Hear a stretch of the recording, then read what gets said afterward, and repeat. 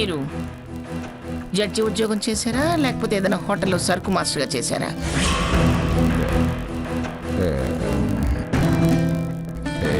ఇంకా నిలబడ్డామేవరా? రా వచ్చి కూర్చో, టిఫిన్ చేద్దు కానీ. స్వర్ణ వాడికి వడ్డించమ్మా. సీతాలు సీతాలు త్వరగా నెయ్యి తీసుకురా.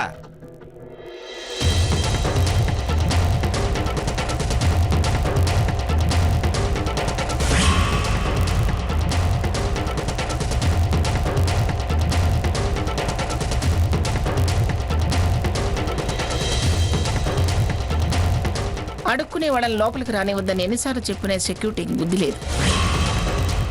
సీతాలు, అక్కడెవరో తచ్చాడుతున్నారు చూడు. పిన్నిగారు, అమ్మలా ఉందే. అమ్మలా ఉండడం ఏంటి? అమ్మే. ఏం సావిత్రి,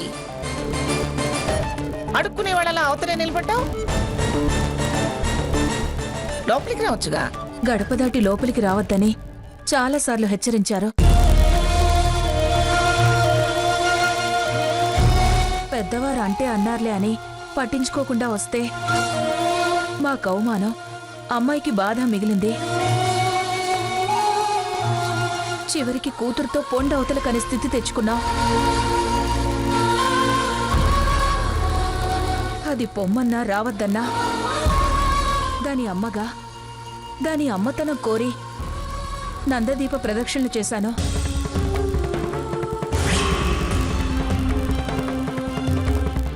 ఎక్కువ గింజలున్న పండ్లు నైవేద్యం పెట్టాను. ఆ దీపపు చలిమిడి గింజ ప్రసాదం అందిస్తే దాని కడుపు పండి కమలలు కలిగి మీ వంశాభివృద్ధి జరగాలని ఈ దీపంతో పాటు దైవ ప్రసాదంతో ఆ అమ్మాయి ఒడినింపి వెళదామని వచ్చాను పిన్నిగారు. పర్వాలేదు, ఇప్పటికి జ్ఞానోదయం అయ్యి గడప బయటే నిలబడ్డావన్నమాట. వస్తే మళ్ళీ గతం గుర్తు చేసే శ్రమ తగ్గించావు. థ్యాంక్స్.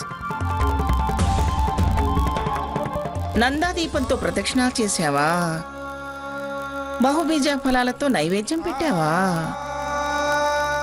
వ్రతాలు పూజలు బాగానే తెలుసు సావిత్రి నీకు.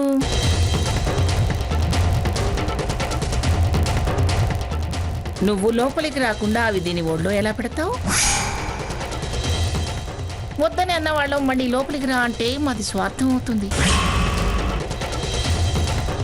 ప్రసాదం ఇవ్వకుండా వెనక్కి వెళ్ళిపోమంటావా? నేను అలాగే అందాం అనుకున్నాను. తను వచ్చి దీని ఒళ్ళో ఎలా పెట్టి పెడుతుందో చెప్పండి.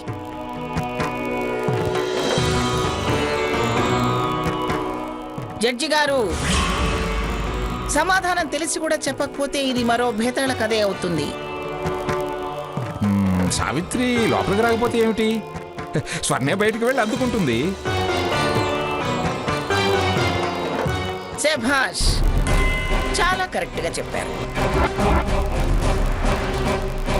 శంఖంలో పోస్తే తీర్థం, చెంబులో పోస్తే నీళ్లు. ఈ మాటే మీరనక ముందు నేననుంటే మీరంతా నన్ను మరోలా నుండేవాళ్ళు. అందుకే తెలిసి కూడా అడిగి నేను మీతో అనిపించాను. అది మంగమ్మంటే. తాతయ్య చెప్పింది విన్నావుగా ముద్దుల మనవరాలా? నువ్వు దోశలు సాంబార్లు గిన్నెలో వేసి అందిస్తే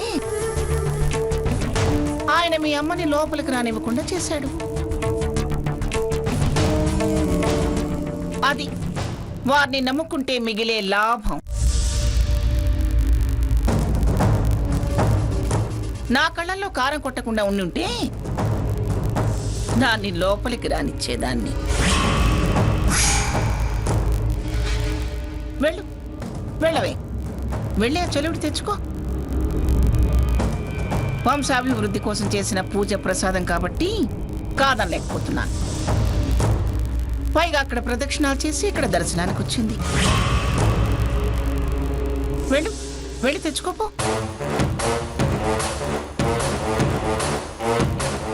అక్షింతలు కూడా తెచ్చావా సావిత్రి? పసుపు కుంకాలతో అక్షింతలు కూడా తెచ్చాను పిన్నిగారు. పద్ధతులు తెలిసిన దానివి కదా, తెచ్చి ఉంటావులే. నేను పద్ధతి తెలిసిన దాన్నే కదా, అందుకే తేలేదేమోనని అన్నాను. స్వర్ణ, వెళ్ళవే.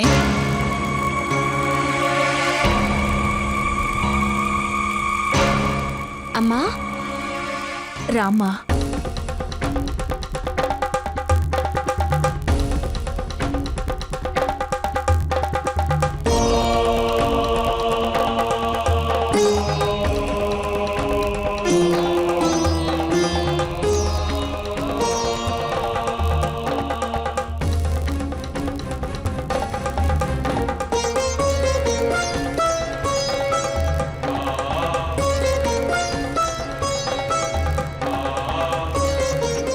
ఒడిపట్టమ్మా.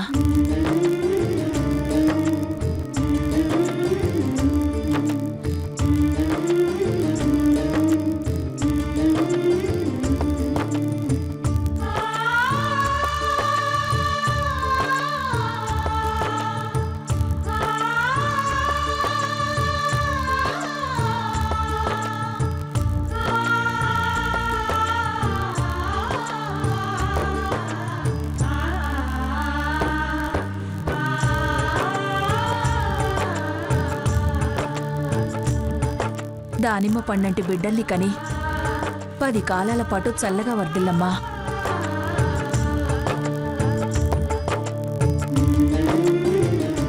అమ్మా, నిన్నెవరో అడుక్కునే వాళ్ళు వచ్చారంది. కానీ నువ్వు మా ఇంటికొచ్చి నా ఒళ్ళో భిక్ష పెట్టి వెళ్తున్నావనిపిస్తుంది. ప్రేమ, ఆపేక్ష, నా భవిష్యత్తు, సుఖ సంతోషాన్ని భిక్షగా వేశావా? ఏం మాట్లేవి?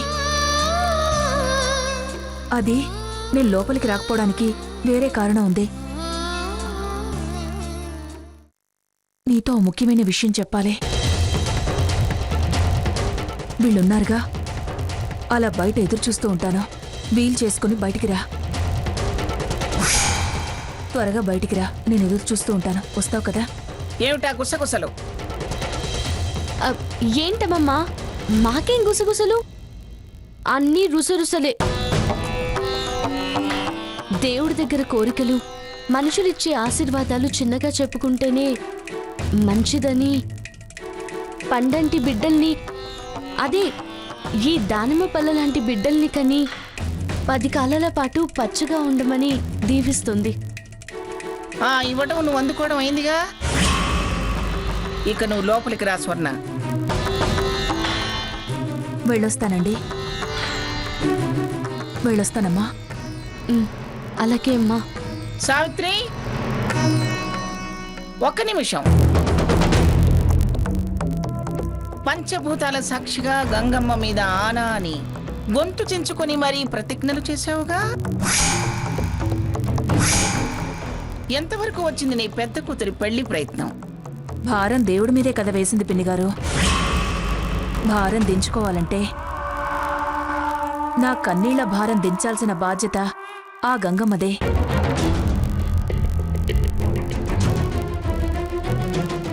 ఆ చల్లని తల్లి ఖచ్చితంగా కరుణిస్తుంది.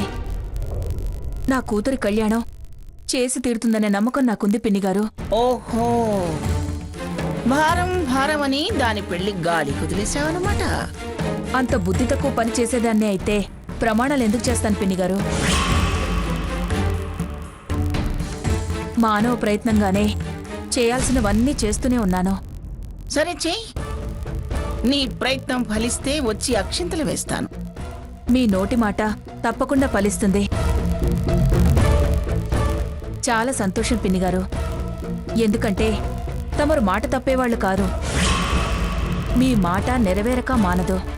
ఛ, అనవసరంగా నోరు జారాను. వస్తాను పిన్నిగారు.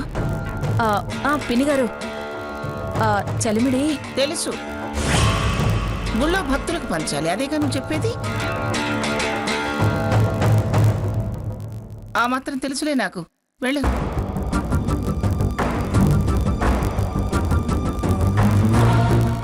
అటెక్కడికే? అమ్మమ్మా, ఇవి దేవుడి దగ్గర పెడదామని. త్వరగా పెట్టరా. ఉమ్. అమ్మా స్వర్ణ, ఏంటమ్మా ఇక్కడికి రమ్మన్నావు? ఏముందే, మీ అక్క విషయం మాట్లాడదామని. ఏంటో త్వరగా చెప్పు. ఆవిడ వసలే నిఘా నేత్రాలు.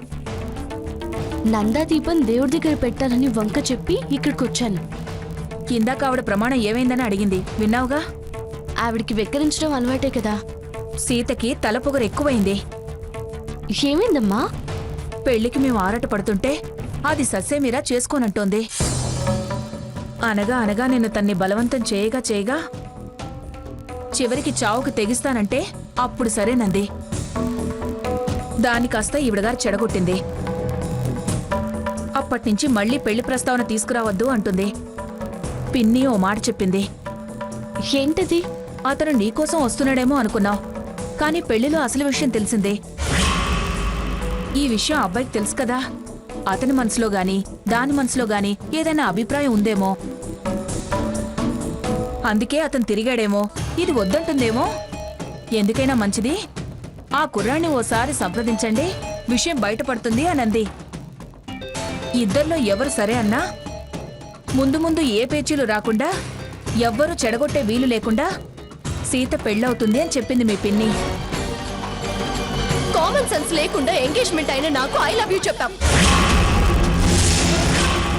పిన్ని మంచి సలహా ఇచ్చిందమ్మా. అందుకే నేరుగా వెళ్తే బాగుండదు. నువ్వు ఒకసారి వీలు చూసుకొని వస్తే ఓసారి వాళ్ళ ఇంటికి వెళ్ళి కలిసొద్దావే. అలాగే, నేను టైం చూసి ఫోన్ చేసి వస్తానులే. తప్పకుండా వస్తావు కదూ? స్వర్ణ, అదిగో నువ్వన్నట్టే పిలుస్తోంది, వెళ్ళు వెళ్ళు. స్వర్ణ, అమ్మమ్మ పిలుస్తుంది, నేను వస్తానమ్మా. వెళ్ళు వెళ్ళు వెళ్ళు.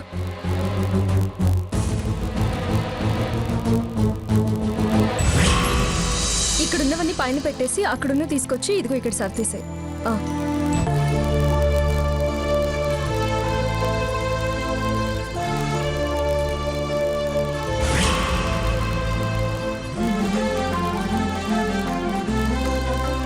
కావాలనే వచ్చుంటాడు.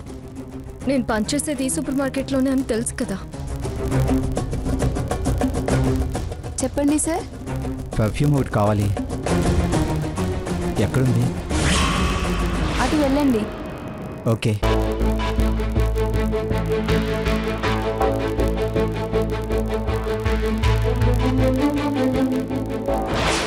సామాన్లు కింద పడేస్తాను. ఏడు పాపదే, ఇది చిన్నపిల్లలా చెబితే వింటుందా? అయ్యో, చిన్నపిల్లని ఎందుకలా కొడుతున్నారు? మీరు తీసుకోండి పాప, నేను ఆడిస్తాను. అలాగేనండి. రమ్మా రా. ఓ ఏడు. ఏం కావాలి? చాక్లెట్ కావాలా? చాక్లెట్ తింటావా? రా, చాక్లెట్ తీసుకుంటా కానీ.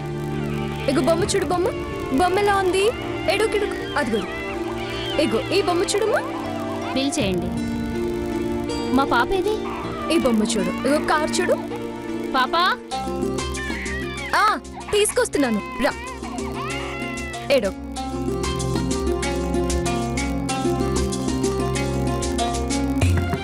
వెళ్ళు. చాక్లెట్ తీసుకో. ఏమండి, పాప మెడలో గొలుసు లేదేంటి?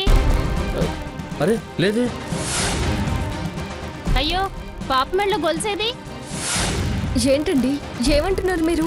ఎలా ఉంటుంది? పాపని ఇందాక ఎత్తుకున్నావుగా, గొలుసేది? ఏంటండి అసలేం మాట్లాడుతున్నారు? ఎంత అమాయకంగా అడుగుతుందో చూడండి. చూడండి, మర్యాదగా దాని గొలుసు ఇవ్వు. గొలుసా? ఏం గొలుసు? నువ్వు తీసిన గొలుసు. గొలుసు ఏంటి? నేను తీయడం ఏంటి? ఓవర్ యాక్షన్ చేయొద్దు. మర్యాదగా ఇస్తే మంచిది, లేకపోతే పోలీస్ కంప్లైంట్ ఇస్తా. నువ్వు తీసిన గొలుసు. గొలుసు ఏంటి? నేను తీయడం ఏంటి? ఓవర్ యాక్షన్ చేయొద్దు. మర్యాదగా ఇస్తే మంచిది, లేకపోతే పోలీస్ కంప్లైంట్ ఇస్తా. ఏంటండి ఏమైంది? ఇలాంటి వాళ్ళ పనిలో పెట్టుకునేది? ఏమైందో చెప్పకుండా మా స్టాఫ్ని ఇలాంటి వారు అలాంటి వారు అంటారే. అసలు ఏమైందో చెప్పండి. మేము సామాన్లు కొంటుంటే పాప ఏడ్చింది. ఈవిడ గారు గబా గబా వచ్చి నేనెత్తుకుంటా అని పాపనెత్తుకెళ్ళింది. మా షాపింగ్ అయ్యాక పాపం తెచ్చిచ్చింది, కానీ దీని మెడలో ఉన్న గొలుసు నొక్కేసింది. తను అలాంటి అమ్మాయి కాదు. ఏంటండి గొలుసిపోయింది అంటే అలాంటిది కాదు ఇలాంటిది కాదు అని అంటారు. తన దగ్గర నుంచి గొలుసు ఇప్పించండి. చూస్తారేంటండి, పోలీసులకు ఫోన్ చేయండి. మీరుండండి. ఏమ్మా సీత, ఏంటిది? సార్ అసలు నాకేం తెలియదు సార్. తెలీదు అనకుండా తెలుసా అంటుందా? తేరిక ఇక్కడ పని, సమయం దొరికితే దొంగతనాలు. అనవసరంగా మాట్లాడకండి. ఏయ్, గొలుసు లాగేసిందే కాక అలా ఇలా అంటావేంటి? మర్యాదగా గొలుసు ఇవ్వు. ఏమ్మా, ఏంటమ్మా ఇది? మంచిదానం అని నమ్మితే ఇలా చేసావే? అవసరం ఉందంటే నేను ఏదైనా సాయం చేసేవాడినిగా. ఇప్పుడు చూడు, నీకు మాకు చెడ్డ పేరు. అయ్యో సార్, నేను దొంగతనం చేయలేదు. మరి గొలుసు ఏమైంది? నాకేం తెలుసు సార్. అలా అంటే ఎలా కుదురుతుందమ్మా? సార్ మీరు కూడా ఇలా అంటే నేనేం చేయను సార్. ఎవరైనా ఇలాగే అంటారు. మర్యాదగా ఇస్తావా ఇవా? ఏమండి, పోలీస్ కంప్లైంట్ ఇవ్వమంటారా?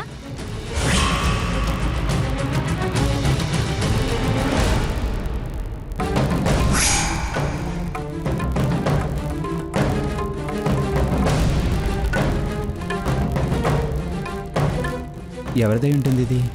కౌంటర్లో ఇద్దాం. ఏమండి, ఇది పోలీసులు వస్తే కానీ తేలదు. నంగి మాటలు చెప్తున్నాయి తీసిందని. ఎక్స్క్యూజ్ మీ,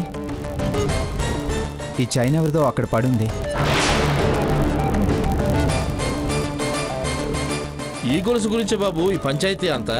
ఇది ఎక్కడ దొరికింది బాబు? ఆ బిస్కెట్ ర్యాక్ దగ్గర ఉంది.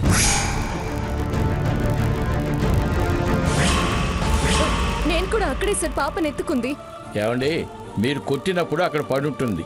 అనవసరంగా మా స్టాఫ్ని దొంగ అన్నారు.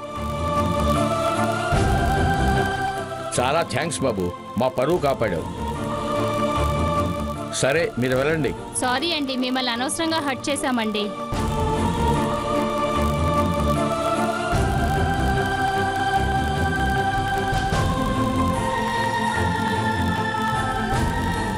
ఏమైందండి? వాళ్ళు మీకు సారీ చెప్తున్నారు. ఏయ్, ఇక్కడి నుంచి పో. నువ్వేగా ఈ ప్లాన్ వేసింది. ప్లానా? ప్లాన్ ఏంటి? అమాయకంగా నటించుకో. ఆ పాప చైన్ నువ్వు కొట్టేసి నన్ను దొంగం చేసింది చాలక మళ్ళీ దొరికినట్టు కలరిస్తే నమ్ముతాను అనుకుంటున్నావా? చూడండి, అసలు ఇక్కడ ఏం జరిగిందో నాకు తెలియదు. నేను వస్తుంటే ఆ చైన్ దొరికింది. బాధ్యతగా కౌంటర్లో ఇద్దామని వచ్చాను, అంతే. ఏయ్, పో ఇక్కడి నుంచి. దొంగ ఎక్స్ప్లెనేషన్స్ ఇవ్వద్దు. చూడండి, నా మీద మీకు కోపం ఉండొచ్చు, నేనంటే నచ్చకపోవచ్చు, నేను ద్రోహం చేశానని మీరు భావించవచ్చు, కానీ దొంగతనం చేశానని అనకండి. మిమ్మల్ని అంటే మీరు ఎంత ఫీల్ అవుతారో నేను అంతే ఫీల్ అవ్వాల్సి ఉంటుంది. మా మదర్ మీద ప్రామిస్ చేసి చెప్తున్నాను, నాకు చైన్ దొరికింది అంతే. ఏంటమ్మా సీత, థ్యాంక్స్ చెప్పవలసిన మనిషిని అలా అంటున్నావు? మీకు ఇతని గురించి తెలియదు సో. ఇతను ఒక పెద్ద యాక్టర్. ఏయ్, వెళ్ళి నీ పన్ను చూసుకో. అమ్మా సీత, నువ్వు వెళ్ళి పని చూసుకో. బాబు, మీరు వెళ్ళి పని చూసుకోండి.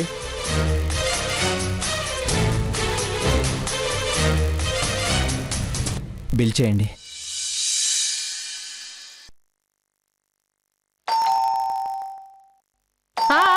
వస్తున్నా.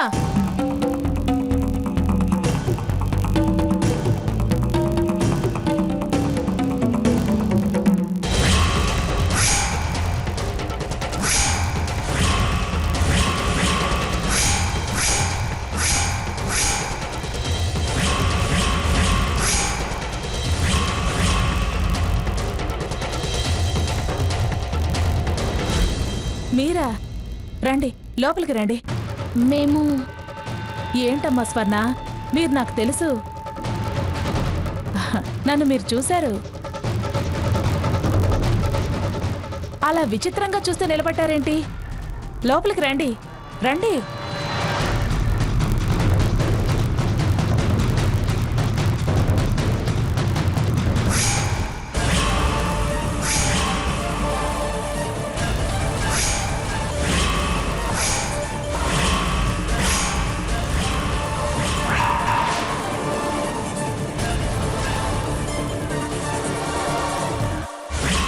రఘురామ్, మా అబ్బాయి